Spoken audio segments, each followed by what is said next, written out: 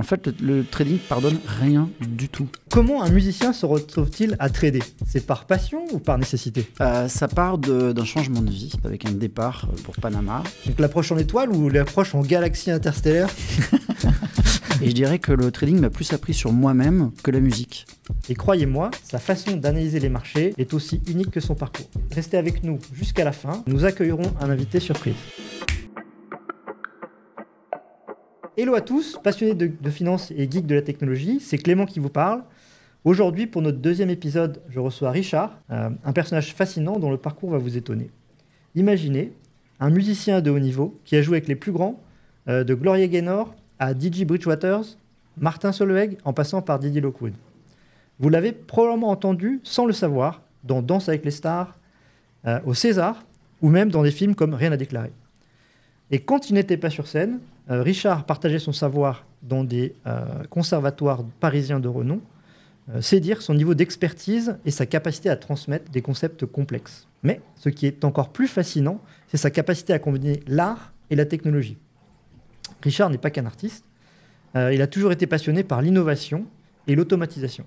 De la création d'instruments de musique avec des processus de fabrication automatisés, à sa participation à des projets de recherche à l'IRCAM, il vous expliquera ce que c'est s'il le souhaite, il a développé une compréhension unique des systèmes complexes.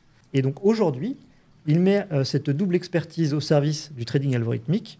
D'un côté, la précision du musicien professionnel et de l'autre, la compréhension des systèmes automatisés.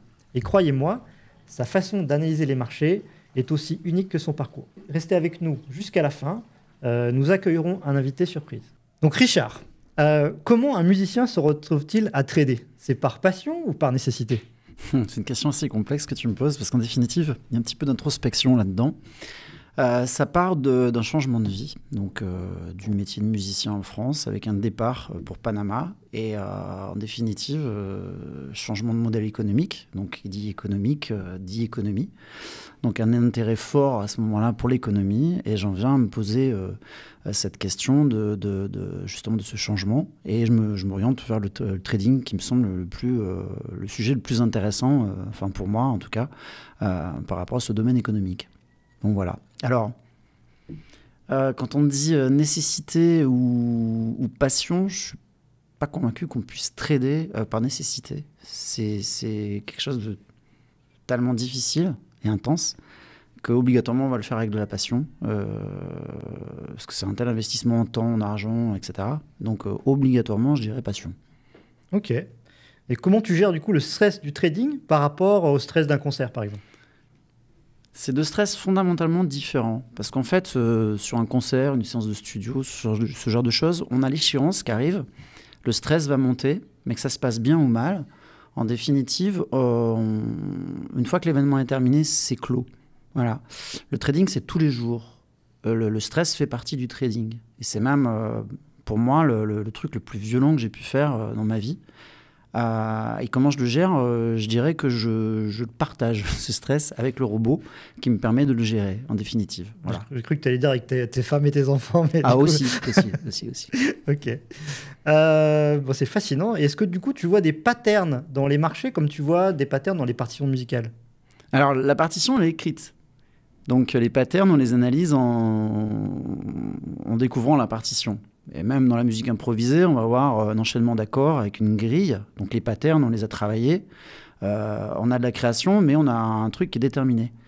Le marché, tu le découvres. C'est-à-dire que sur une session de New York, on a le passé, en définitive, et on va faire des projections, on va se faire des scénarios, et on va interférer avec tout ça.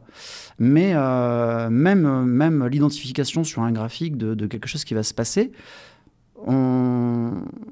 on est sans arrêt dans l'interaction avec le marché. En fait, on improvise, entre guillemets, avec multiples scénarios en fonction de ça. Donc, on n'a jamais de réponse définie, on a juste un pourcentage possible de réussite sur les divers patterns observés. Donc, okay. Voilà. Donc, tu es plus proche, finalement, d'une partition de jazz, enfin pas d'une partition du coup, mais on est plus proche d'improvisation de jazz. Mais c'est beaucoup plus, on va saisir une opportunité qu'on va gérer. En musique, on va dire on a des guides, on s'en sortira toujours parce qu'on a une espèce de savoir-faire, d'expérience qui fait que, un peu comme un roman où on a une fin toute faite, quoi. Voilà. Donc, Ok.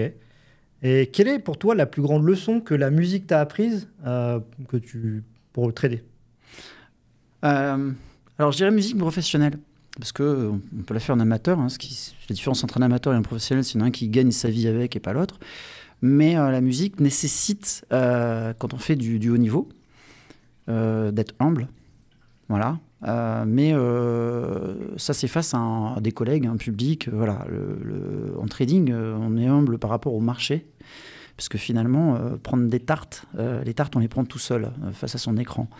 Donc ça, c'est la première des choses. La seconde, c'est qu'on fait de la performance, quoi qu'on en dise, avec de la régularité. Et ça, pareil, on m'avait dit une fois, une carrière de musicien, c'est long. Parce que tu peux monter très haut et que ça se termine très vite. Le trader doit construire quelque chose, en fait. Donc tu es obligé de te comprendre dans ton ensemble. Et je dirais que le trading m'a plus appris sur moi-même que la musique. Et d'ailleurs, je te dirais que on devient très vite adulte en trading. En musique, on peut rester un ado toute sa vie finalement. Mais là, on rentre dans quelque chose où on est obligé d'être responsable très très vite. En fait, tu peux pas t'engager en te disant on va voir. Impossible. Donc, c'est forcément des responsabilités très vite. Chaque action a des conséquences. Voilà. Je comprends. C'est vrai. Et est-ce que ça t'a permis de progresser en conscience pour finalement identifier tous les autosabotages que tu pouvais avoir auparavant, comme en tant qu'enfant par rapport à un adulte? Ah, complètement.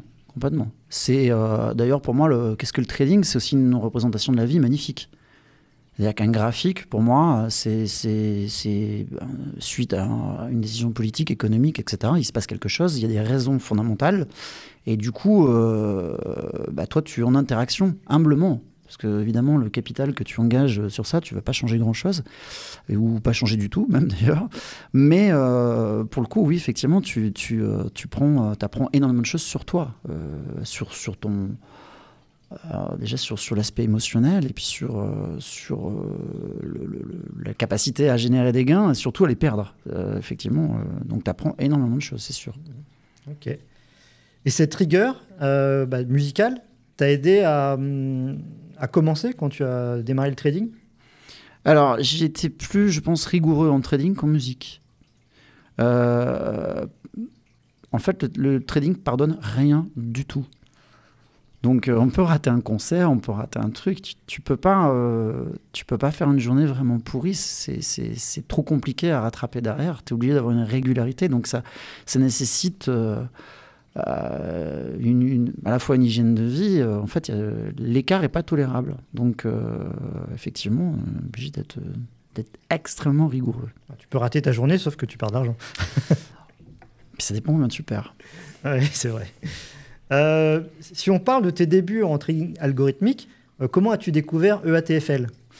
Alors, j'étais inscrit sur un site qui n'existe plus, mais qui est Objectif Eco, avec divers intervenants. Donc sur l'économie notamment, pas que, mais sur l'économie. Et un des intervenants qui s'appelle Eric David. Donc Eric a fait un truc que je trouvais très intéressant, c'est qu'il avait mis en place des robots, alors pas autonomes, mais qui permet d'assister. Voilà. Et je trouvais son travail très intéressant. Donc j'ai commandé 2 de ces robots, voilà, et c'est parti de là. D'accord. Dont EATFL. Du coup, quel type de performance tu as pu constater? En tout cas, est-ce que ça t'a aidé, toi, à améliorer ton trading? Alors, je crois qu'on publiera, on a un petit peu parlé, les chiffres, etc. On pourra faire une analyse là-dessus. Oui, je ne peux pas trader maintenant sans candlestick. Ça fait partie intégrante de moi. En fait, je veux dire, moi j'ai beaucoup évolué, mais du coup, le robot a évolué avec moi, quoi. Ok. Bon, peut-être que tu le dis pas, mais probablement que tu as perdu de l'argent avec EATFL avant de changer de crèmerie. Alors ouais, j'en ai perdu, mais au-delà de ça, ça me rendait fou, parce qu'il y a des choses qui n'étaient déjà pas du tout optimisées. J'ai eu des problématiques sur plein de choses. En fait, c'était pas simple, c'était pas intuitif. Par définition, aussi, le robot doit l'être. C'est une nécessité, c'est pas une option. Il doit l'être. Donc on n'a pas logiquement besoin de lire un mode d'emploi pour utiliser ce genre de choses, quoi. C'est vrai. Donc, voilà. Et comment t'expliques que Eric, David, n'ait pas corrigé finalement ces fausses notes dans son logiciel? Alors déjà, Eric, il utilise un Guillaume. Je pense, sans trop m'engager, très très très nettement moins performant. Et la problématique, c'est que je pense que dans sa communauté, les gens n'ont pas trifouillé ce que j'ai fait moi dans le ATFL. C'est-à-dire que j'ai retourné de fond en comble en me disant « mais je ne comprends pas ça, pourquoi tu n'as pas ça, pourquoi il y a ça ?» Et les réponses qui m'étaient amenées, c'est on m'a jamais relaté ce genre d'infos, ce genre de bugs, ce genre de choses. Donc à partir du moment où il ne l'a pas fait, enfin il ne l'a pas eu, il ne s'est pas posé la question. Et autre chose, Eric trade en H1. Moi, je fais des beaucoup plus petites unités de temps. Donc, en fait, j'ai besoin d'une réactivité beaucoup plus intense. Exemple, sur ATFL, pour sélectionner une sortie, on va être obligé d'aller faire un F3, aller changer. Si tu fais du M5, du M1, c'est impossible. Donc, voilà. On peut pas changer de fenêtre de temps avec une ergonomie simple. Voilà. Et au même titre que sélectionner une sortie, dans Candlestick, je vais sélectionner ma sortie, je ne me pose pas la question. Ça va aller très vite, quoi. Voilà. Juste pour nos spectateurs, hein, Guillaume, c'est donc le créateur de Candlesticks. Tout à l'heure, tu évoquais un autre Guillaume, donc, oui. Pour dire un développeur et un créateur de logiciels. Donc Eric utilise probablement quelqu'un d'autre qui est moins qualifié. Guillaume est le créateur du logiciel. Voilà. Puisque évidemment, l'histoire a été racontée, mais le code a été repris de A à Z. Pour la suite de l'interview, j'aimerais faire appel à notre ami Guillaume. Salut Clément. Je t'en prie. Pour ceux qui l'auraient raté, le premier épisode, c'était la présentation de Guillaume et de son outil. Guillaume qui est le créateur de Candlesticks. Si vous ne l'avez pas vu, je vous invite à aller voir le premier épisode. On le mettra en description dans la vidéo. Richard, raconte-nous comment s'est passée votre première rencontre. Qu'est-ce qui t'a convaincu de faire confiance à Guillaume? Alors, la première rencontre, c'est une rencontre très symbolique. Parce qu'on s'est rencontrés dans un casino. Du coup, maintenant que tu me le dis, ça c'est marrant. Un casino argent, voilà. Et en définitive, il y avait un orchestre de salsa. Et on est en Amérique latine, donc évidemment, équalisation médium aigu insupportable. On a gueulé toute la soirée, en fait, pour se comprendre. Et on a parlé trading algorithmique. Et en fait, c'est parti de là, voilà. Ok. Et du coup, Guillaume, quand tu as rencontré Richard, qu'est-ce qui t'a intrigué dans son approche du trading? Alors, ce qui m'a tapé à l'œil, c'est en gueulant dans le casino. Donc, c'est sa faculté en fait à approcher les problèmes en étoile, c'est-à-dire à l'inverse d'être une pensée en silo. Donc, il est ouvert et il peut traiter différents sujets de manière transversale pour ensuite décomposer les différents problèmes, les différents systèmes complexes en éléments simples. Et donc, toute cette approche correspondait justement à mon approche des problèmes et de la manière que je traite mes algorithmes. Donc l'approche en étoile ou l'approche en galaxie interstellaire? C'est compliqué, mais je pensais pas que j'avais cette capacité-là, en tout cas. Ok. Et ainsi, tu es passé de EATFL à Candlesticks, une sorte de flûte à bec à une trompette professionnelle. Alors, on compare deux choses littéralement incomparables. Tu vois, c'est comparer, je sais pas moi, une Formule 1 des années 70 avec plein de trucs qui sont novateurs, mais tu fais pas de la compétition avec une Formule 1 des années 70. Donc, ouais, c'est une version bêta pour moi. C'était une idée qui était vraiment intéressante, mais le Candlestick, comparé au ATFL, en fait, oui, il y a l'intérêt de faire un musée. Je suis peut-être un peu méchant, mais en fait, après, j'incite les gens à tester et à voir justement le fait qu'il n'y ait pas de comparaison possible, quoi. Oui, et d'ailleurs, ta contribution aussi à Candlesticks a aidé, j'imagine, à améliorer l'outil, avec du coup des expertises très différentes que vous avez réussi à fusionner. Comment fonctionne votre collaboration au quotidien? Alors, au-delà du quotidien, en fait, ça a commencé avec une très longue liste de doléances, on va dire, où je pense que Guillaume a traité à peu près 80% de ce que j'ai pu lui dire. Il manque encore un peu, là. Non, mais après, il y a peut-être des choses qui étaient moins essentielles, etc. etc. De toute façon, c'est une perpétuelle évolution aussi, hein, c'est infini, aussi bien dans l'optimisation, la fiabilisation, etc., etc., et dans la création. Et du coup, on est parti de ça. Et Et après, on a un quotidien qui fait que je vais lui l'informer de différents bugs, différentes choses, différentes possibilités encore de simplifier les choses, etc. etc. Et Guillaume parlait de mon esprit d'analyse. Je crois que je suis assez fourni, malheureusement, ce que je lui donne. Et c'est pas toujours d'une super qualité, parce que je veux lui filmer, faire des vidéos un peu pourries. Parce que pour moi, c'est le côté un peu feignant. C'est-à-dire que je pars du principe, de toute façon, il va comprendre ce que je vais dire. Donc je me délaisse de ça. Enfin, je lui envoie ça brut de décoffrage. Et la capacité d'analyse de Guillaume fait que, de toute façon, j'ai un truc hyper propre, hyper optimisé et hyper intuitif. Donc, du coup, je prends pas forcément j'optimise pas les choses dès le départ, moi. Voilà. Ok, excellent. Bon, au moins, c'est spontané et puis c'est ça, c'est spontané. Et Guillaume, comment l'expertise unique de Richard a influencé le développement de Candlesticks ? Alors, dès le début, on a eu assez rapidement une relation symbiotique dans notre approche du trading et de l'algorithme. Donc, son côté musicien anarcho-capitaliste nous a bien aidés. Et donc, on a procédé à, comme il l'a dit, donc à différentes analyses de marché.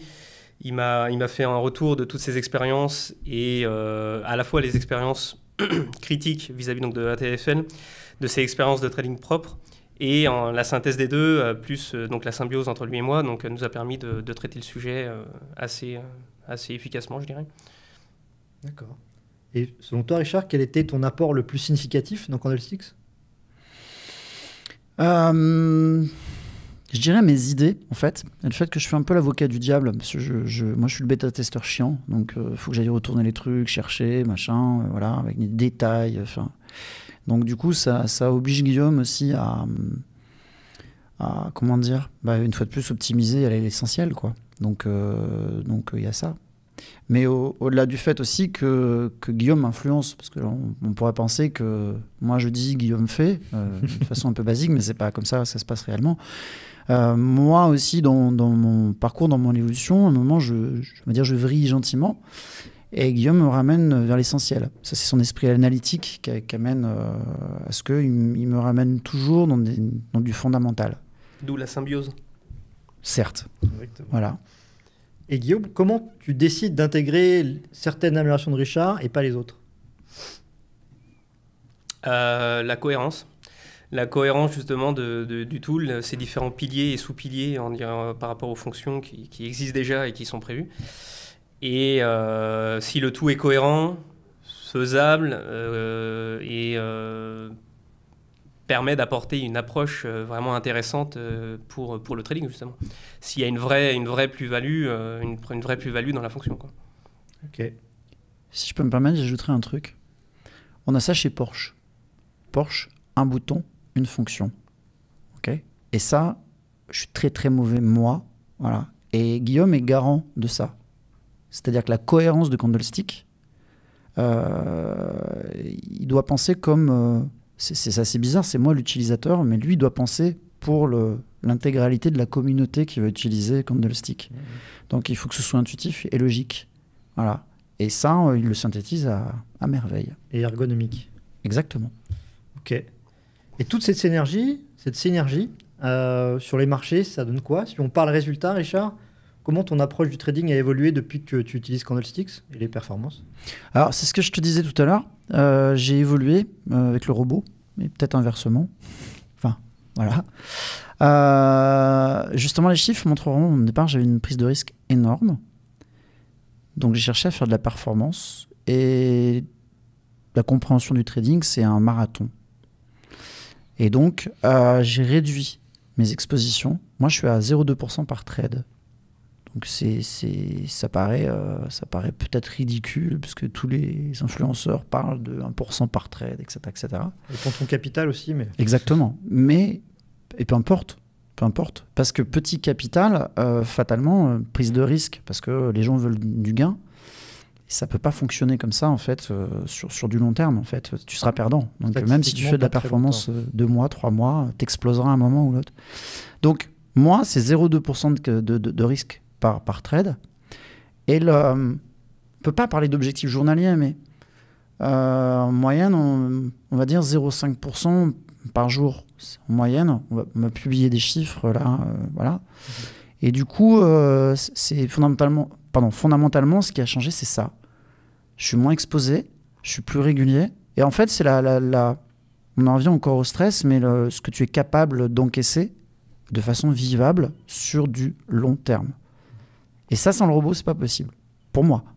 Et mon analyse aussi, on va dire que je suis assez cohérent dans mes entrées. Par contre, je suis très mauvais dans mes sorties. Quand je dis très mauvais, je suis vraiment mauvais. Et donc ça, c'est quelque chose qui est délégué. Alors, c'est une stratégie, ok, mais elle est appliquée par le robot. Et je ne saurais pas faire autrement. Voilà. C'est ce qu'on évoquait avec Guillaume dans l'épisode précédent. On disait souvent que l'erreur était entre le clavier et l'écran. Donc, c'est plutôt le facteur humain et les émotions qui font que, soit à l'entrée, soit à la sortie, on rate des choses. Complètement. Alors qu'on l'avait prévu dans la stratégie, mais qu'on ne le fait pas. Et du coup, le robot le fait pour nous, sans réfléchir et froidement. Et statistiquement, ça marche mieux. Oui. Ok.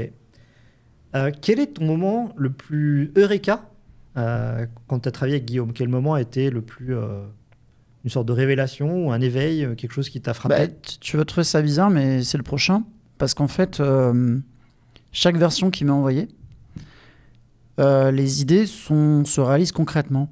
Ça paraît con, mais comme un enfant, en fait, quand tu as élaboré une sortie, que tu as élaboré quelque chose, qu'il y a des changements, ça se réalise et ça marche.